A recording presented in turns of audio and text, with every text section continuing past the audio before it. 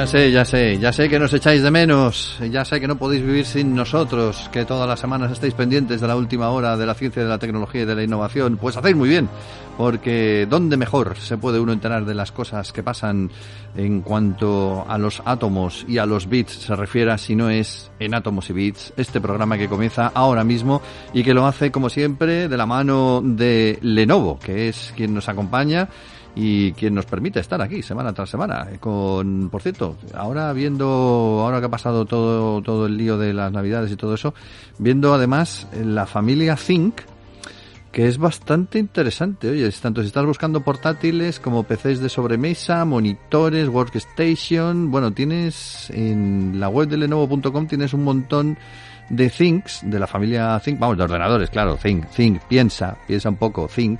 Puedes explorarlos por tipo, equipos 2 en 1, Chromebooks, delgados, ligeros, puedes verlos por marca, hay 6 marcas de portátiles, puedes buscar el que más te interese por uso, trabajo, videojuegos, estudiantes, filtrar por especificaciones, pues el tipo de procesador, el sistema operativo, el tamaño de la pantalla, todo eso en Lenovo.com, tecnología de leyenda, que nos acompaña en este Átomos y Bits, en el que contamos con Esteban Novillo en la realización de Leyenda, con José Manuel Nieves en la información de Leyenda y aquí en el micrófono también con esta voz de leyenda que es la de Pedro Pablo May. Saludos y comenzamos ya sin más con con el correspondiente hola a nuestro gurú especial de todas estas jornadas en el programa, don José Manuel. ¿Cómo está usted, señor? Hola, Pedro Pablo. Muy bien. Deseando escucharte. Deseando escucharte estamos nosotros a ti, que estás ahí en el nirvana de la ciencia y de la tecnología. Toma, ahí coge eso, a ver por dónde lo agarras. Ahí queda eso. Y vamos a empezar además con un tema que siempre nos fascina, del que hemos hablado ya en algunas ocasiones en el programa, pero es interesante y además van saliendo novedades a medida que vamos estudiándolo, cuáles son los agujeros negros, porque hoy nos tienes que hablar de unos agujeros negros de un tamaño tan grande que es que, no sé, o sea, es más grande que mi deuda personal, ya te digo, el agujero negro que se ha descubierto.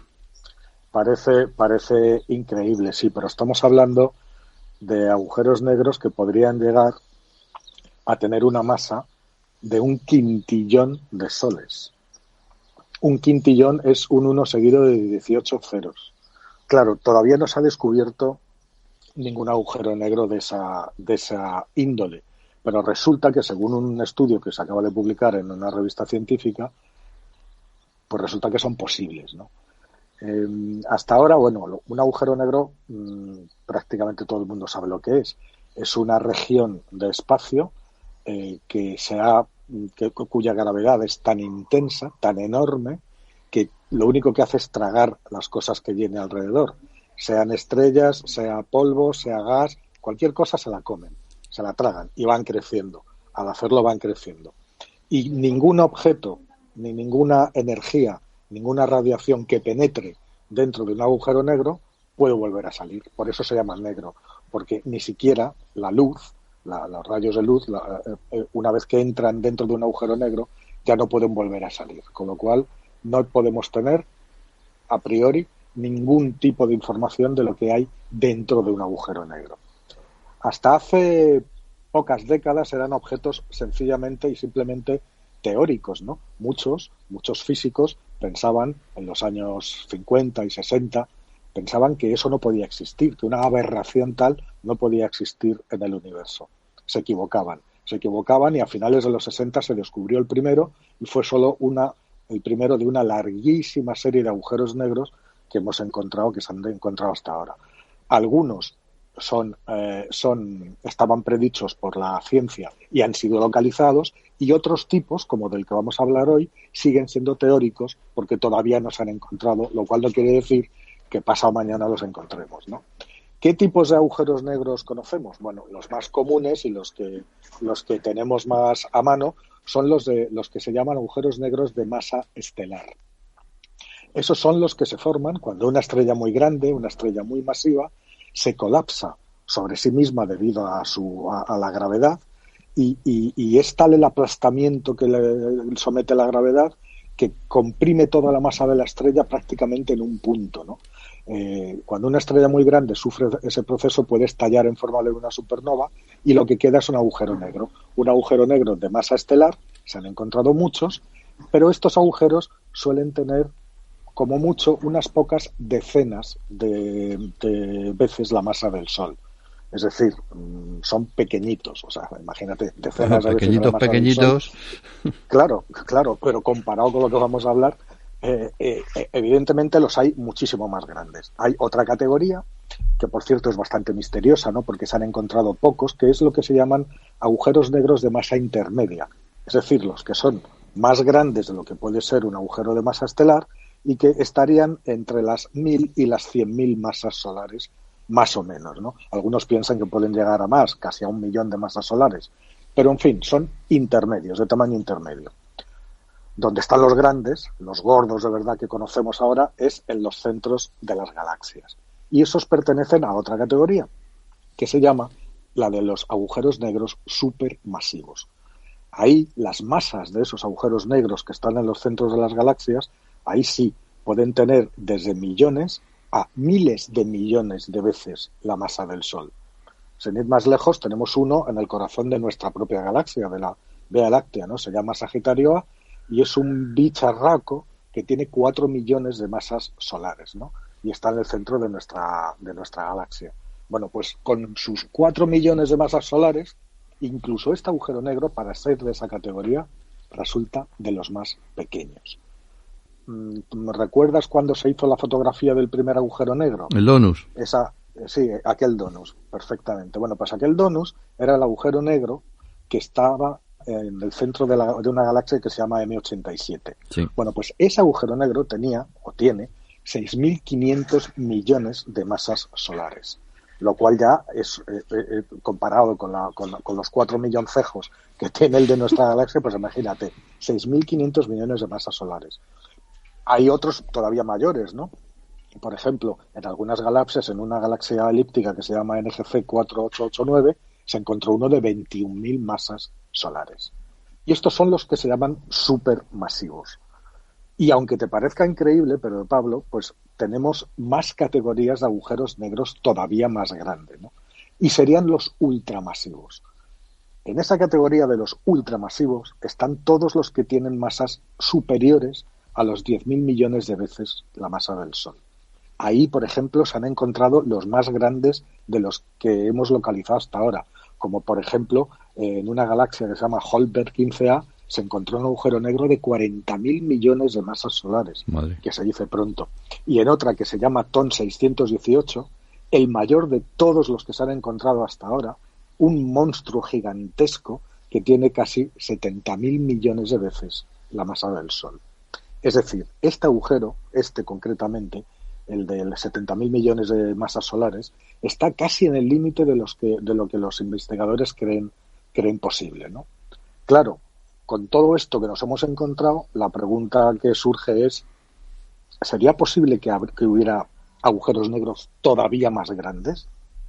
Bueno, pues la respuesta, por sorprendente que parezca, es que sí. Los puede haber mucho más grandes, pero hasta ahora no se ha encontrado ninguno. ¿Pero por qué un quintillón y no un sextillón, por ejemplo? Ahora llegamos a ese punto. En el estudio que han hecho estos investigadores ahora mismo, ¿no? Los investigadores exploran una nueva categoría, una que han llamado de agujeros negros increíblemente grandes. Por sus siglas en inglés se llaman SLABs, S-L-A-B, SLAB, que es de Stupendously Large Black Hole. Bueno, es el SLABs, se llaman, o agujeros negros increíblemente grandes. Hasta hace muy poco tiempo se pensaba que todos los agujeros negros muy grandes, los supermasivos, se formaban dentro de las galaxias, donde iban creciendo pues a base de tragarse estrellas, gases, todo lo que tenían, o a base de fusionarse con otros agujeros negros en los procesos de colisión entre galaxias, ¿no? Pero en esos casos existe un límite, y ese límite, que es el que te he dicho antes, un límite superior, que es el de 100.000 millones de veces la masa del Sol. ¿Por qué?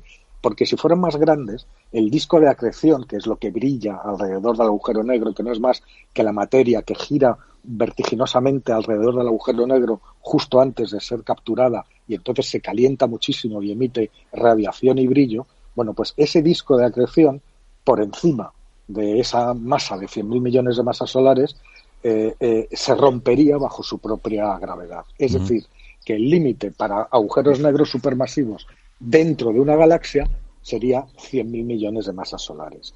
Pero en el estudio este nuevo, se propone otra forma, otra posibilidad para que se formen agujeros negros enormes, pero que no estén supeditados a ese límite de crecimiento, porque no se formarían en las galaxias. Y esos son los SLAPs, estos increíblemente grandes agujeros negros, ¿no? Según los investigadores, podría tratarse de agujeros negros primordiales. Los agujeros negros primordiales se formarían justamente después del Big Bang. ¿Cómo? Pues imagínate, tenemos el Big Bang, que es esa gran explosión, donde durante los primeros instantes toda la materia está compuesta de simples partículas que están sueltas, ni siquiera han podido formar átomos porque los niveles de energía son tan grandes que cada vez que una partícula se acerca a otra, inmediatamente es repelida o bombardeada por otra y no se permitía formar átomos. Sin embargo, incluso las más leves cambios de densidad en esa sopa primordial generaría una gravedad tal que se formarían agujeros negros, pequeños en principio, pequeños, y esos serían los agujeros negros primordiales. ¿Qué sucede? Que esos agujeros negros primordiales que se formaron en el principio del universo, los pequeños, los chiquititos, podrían incluso haberse evaporado ya, si es que existen, ¿no?, por la radiación Hawking. Sabemos que gracias a Stephen Hawking que los agujeros negros no son del todo negros porque emiten una ligerísima radiación, lo cual significa que al cabo de muchísimo tiempo se pueden evaporar, ¿no? Pero los más enormes, los más grandes, se podrían haber sobrevivido. La cuestión es, ¿cómo un agujero negro pequeñito, primordial, hecho después del Big Bang, puede llegar a crecer hasta un quintillón de masas solares? Que por cierto, los investigadores no pudieron resistirse a la tentación de calcular cómo de grande, qué tamaño tendría un agujero negro de un quintillón de masas solares, ¿no? Y el resultado es que ese agujero negro tendría, fíjate, más de 620.000 años luz de diámetro. Madre mía. Un único agujero negro de 620.000 años luz de diámetro. Bueno, ¿cómo se hicieron tan grandes? Bueno, pues según los científicos, estos agujeros negros primordiales, para hacerse tan grandes, tendrían que haber absorbido mucha cantidad de masa en muy poco tiempo, justo prácticamente de recién nacidos. Y en un tiempo, ya te digo, muy breve. ¿Por qué? Porque a medida que esa sopa primordial llena de materia, y ahí es donde se podían alimentar a lo bestia, ¿no?, se iba expandiendo, el universo se sigue expandiendo y enfriando, pues cada vez iban a tener estos agujeros negros menos materia a su alcance y llegaría ten en cuenta que no se han formado dentro de una galaxia que es un conglomerado grande de materia, sino que se han formado directamente de la sopa del Big Bang, ¿vale? Bueno, pues entonces tendrían que haber absorbido mucha masa antes de que la expansión les impidiera seguir tragando. Y aquí es donde está la clave. Si el universo primitivo, en aquel momento tan lejano, había mucha materia oscura, en particular la que se conoce como WIMPs o partículas masivas de interacción débil, entonces un agujero negro primordial chiquitito podría haberla consumido para crecer rápidamente. El límite de un quintillón es, calculando la velocidad, calculando la tasa de expansión del universo, durante cuánto tiempo uno de estos agujeros podría haberse alimentado y cuántas masas podría haber alcanzado como máximo hasta el momento en que la expansión del universo hubiera puesto ya la materia circundante fuera de su alcance. Yeah. Y eso da entre 100.000 millones de masas solares y un quintillón de masas solares, que ya está bien, ¿no?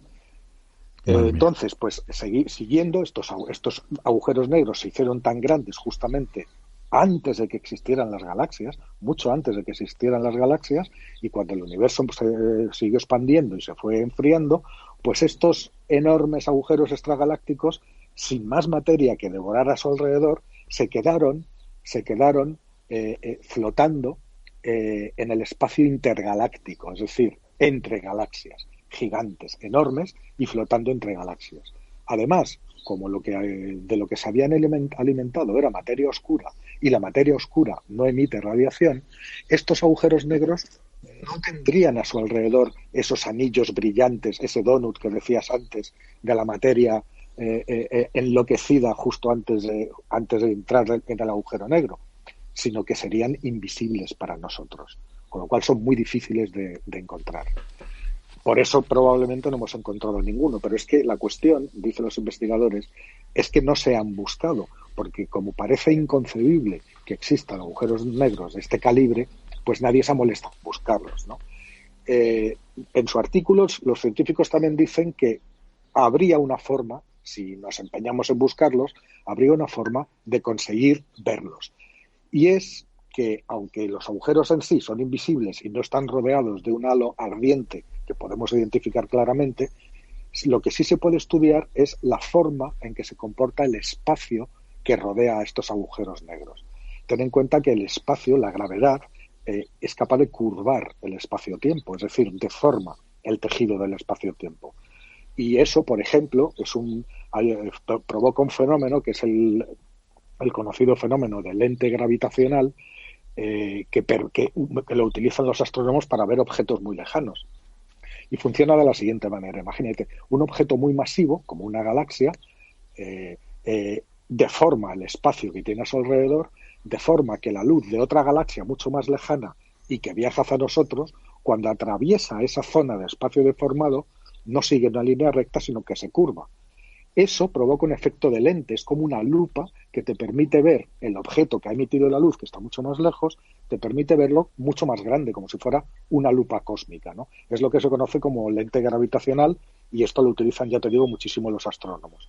Bueno, pues si una galaxia es capaz de hacer eso, imagínate cómo curvará el espacio un bicho de billones de veces la masa del Sol, de un quintillón de veces la masa del Sol. Bueno, pues ese mismo efecto de lente gravitacional se podría utilizar para localizar a estos gigantescos agujeros. Predicha su existencia, vista la posibilidad de que no sean objetos puramente teóricos, sino que también existan. Os recuerdo que los propios agujeros negros eran teóricos hasta hace muy poco tiempo, hasta que se encontraron. Bueno, pues ya está todo determinado y las posibilidades de que estos enormes monstruos espaciales existan y la forma también de encontrarlos, pues solamente queda ponerse manos a la obra y buscarlos, a ver si aparece finalmente uno o no. Si aparecen, pues habrá un montón de preguntas sobre el universo primitivo que se podrán contestar. Por ejemplo, el tema de la materia oscura, porque si estos realmente se alimentaban de materia oscura, pues nos va a decir mucho sobre la naturaleza de esa materia oscura, de la cual sabemos muy poco y nadie ha conseguido detectar hasta ahora. Y también explicaría pues esos objetos tan enormes, tan masivos, justamente en un momento donde la materia prácticamente ni siquiera había empezado a juntarse, la materia normal, para formar las primeras estrellas y las primeras galaxias. Entiendo que encontrar uno de esos agujeros estaría sin comer más, ¿no? Porque está flotando en medio de la nada. O todavía claro, estarían, según los investigadores, sabes que las galaxias viajan en grupos, en cúmulos, ¿no? Y entre una galaxia y otra hay muchísimo espacio, ¿no? Sí. Por ejemplo, entre nosotros y nuestra galaxia más cercana, que es Andrómeda, hay 2,5 millones de años luz. Bueno, pues cabe perfectamente un objeto de 600.000 años luz, entre medias, ¿no? O incluso entre los grupos, las galaxias viajan en grupos, en cúmulos, y entre un cúmulo y otro hay distancias de millones de años luz, que es espacio intergaláctico en los cuales no hay ninguna galaxia. Bueno, pues ese sería, digámoslo así, el lugar de residencia de estos gigantes espaciales, ¿no? Que teóricamente pueden existir y en la práctica, ya te digo que aún no se han encontrado, pero que estos investigadores creen que es posible que encontremos.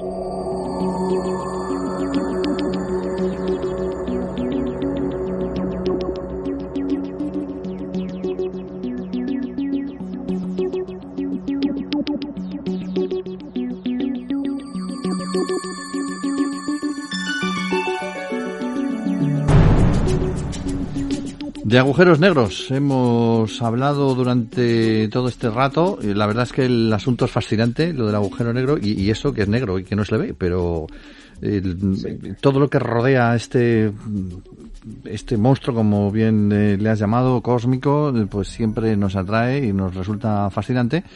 Y nos ha llevado a lo largo de este programa pues hasta nuestra sección tecnológica. También hemos hablado de átomos, vamos a hablar de bits. Y en los bits nos traes unos AirPod que no son quintillón de masas solares, pero son Max. Algo es algo. Sí, es un capricho, vamos. Sabes que son de Apple, claro. Sabes que Apple, los AirPods de Apple son esos cascos pequeñitos, ¿no? Que se meten dentro del oído, inalámbricos, que son chiquititos, que van en un estuche, ¿no? Bueno, pues ha hecho sus primeros auriculares de diadema, de estos que se ponen por encima con cascos en los oídos, o sea, unos señores auriculares grandes. Y claro, como no podía ser de otra forma, ha hecho una pasada que va a dejar atrás, a un precio que también es una pasada, que va a dejar atrás a muchos de los auriculares buenos que existen en el mercado, ¿no? A Apple no le importa innovar, y empezando por el diseño ya es una cosa que qué pena que, bueno, si los oyentes pudieran, mientras que digo estas palabras, buscar AirPod Max en el ordenador o en el móvil y ver las fotos de estos auriculares, ya sabrían de lo que estamos hablando, ¿no? Son muy bonitos, están hechos en materiales en acero.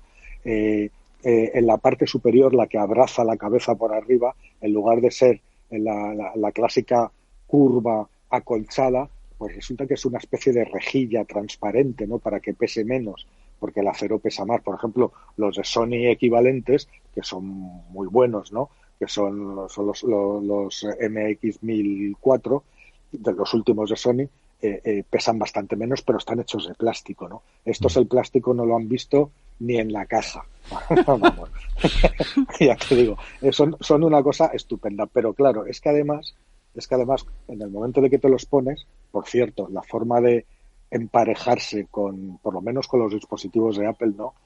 Es brutal, porque tú lo único que haces es enciendes el auricular, sí, y si hay un teléfono, un iPhone cerca, o un iPad cerca, o un ordenador de Apple cerca, inmediatamente te aparece una ventanita diciendo ¿quieres conectarlos? Le das a la pestaña y ya están conectados. Aunque no sea el tuyo, imagínate que alguien está viendo... No, cuando están conectados con el tuyo, pues ya, claro, también los puedes conectar a otro cualquiera, al que acerques. Pero claro, tú que eres el dueño, lo tienes, y si ya los tienes conectados, estás escuchando, ya se te puede acercar quien quieras, que eres tú el que tienes el control de ese dispositivo, ¿no? Sí. O sea, la forma de conexión también para Android es muy sencilla, es muy fácil, pero no es tan inmediata como para usuarios de otros productos de Apple, ¿no?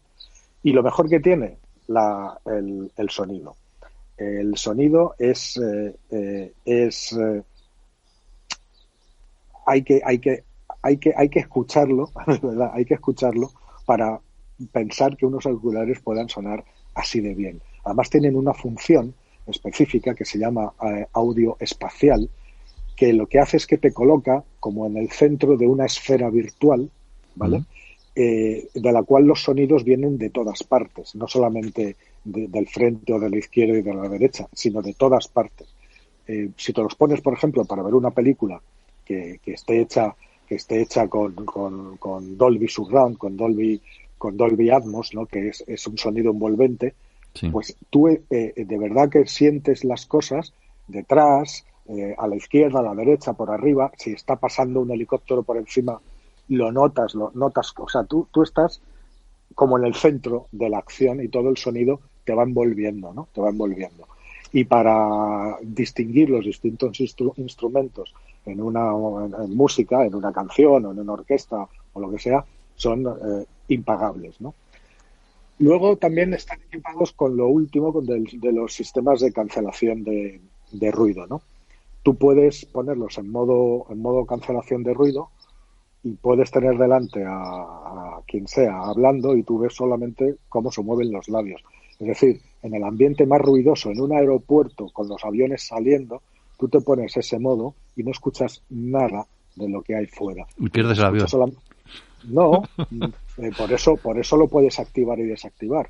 Sí. Con un simple botón que está encima del auricular derecho, ¿no? Tú lo aprietas y está activado, lo vuelves a apretar y ya escuchas todo lo que hay fuera también, ¿no? Sí. O sea, que depende de dónde cómo te compense en ese momento, ¿no? Por supuesto, están equipados con una serie de sensores que saben cuándo los llevas puestos y cuándo no, y tú con que simplemente, sin ni siquiera necesidad de quitártelos, simplemente separas uno de los auriculares de tu oído, nada, 1 centímetro, y la música se para inmediatamente, se detiene. Si te los quitas, se detiene inmediatamente. En el momento que te lo vuelves a poner, retoma desde el punto donde lo habías dejado. Evidentemente, si entra una llamada por teléfono, directamente se para la música y te da la opción de responder la llamada, cosa que haces pulsando una vez ese botón circular que te digo, ¿no? Y hablas tranquilamente y en cuanto se corta, tú continúas con tu música, ¿no? Bueno, ¿y cuánto cuesta un poco, no? Esta maravilla. Pues cuestan 549 euros, que es caro para unos auriculares, la verdad, pero claro, una vez que te los pones, te explicas por qué, ¿no? Te explicas por qué, porque como pasa un poco con todo lo de necesito unos auriculares así, ¿es que no hay auriculares buenos más baratos? Sí, claro que los hay, por supuesto que los hay. Ya, pero no son estos. Pero pasa lo mismo que con los teléfonos, ¿no? Si tú coges cualquier iPhone, el iPhone 12, el último que ha salido, bueno, y miras el listado de especificaciones en una hoja de papel, si te la miras, ves que las especificaciones que tienen, comparadas con las especificaciones que tienen otros teléfonos en el mercado, pues resulta que tú dirías, esto es un teléfono de gama media, porque hay especificaciones mucho mayores en muchos otros teléfonos. Pero la manera en que funcionan todas juntas hacen que el iPhone 12 sea uno de los mejores teléfonos a los que podemos echar mano. Y con estos cascos, pues pasa exactamente lo mismo. Me dirás de que si yo soy muy pro Apple, pues no es que sea pro Apple, pero es que si tienes el gusto de las cosas bien hechas, bien acabadas y que funcionan siempre, pues entonces Apple es uno de los referentes y en eso no cabe ninguna duda, ¿no? Y en cuanto a teléfonos también bien hechos, no hay que olvidar los de Lenovo, sobre todo porque tiene el nuevo Motorola Razr 5G, el legendario ADN de Lenovo que se une a la velocidad 5G en ese nuevo Motorola, con 2 pantallas repletas de funciones que puedes tener, con el Razr 5G que ha demostrado que las mejores cosas ocurren cuando se unen los polos opuestos. En lenovo.com tienes todo lo del Razr y bueno, y el resto de teléfonos y el resto de equipos de Lenovo. José Manuel Nieves, gracias por habernos acompañado esta semana también. Nos oímos la semana que viene. Nos hemos dejado un tema en el tintero, pero ya hablaremos de ello, que también era muy divertido. Lo sacaremos la semana que viene, si no ha caído el meteorito. Y con Esteban Novillo en la realización técnica y con Pedro Paloma y aquí también en el micrófono, os esperamos en 7 días. Saludos.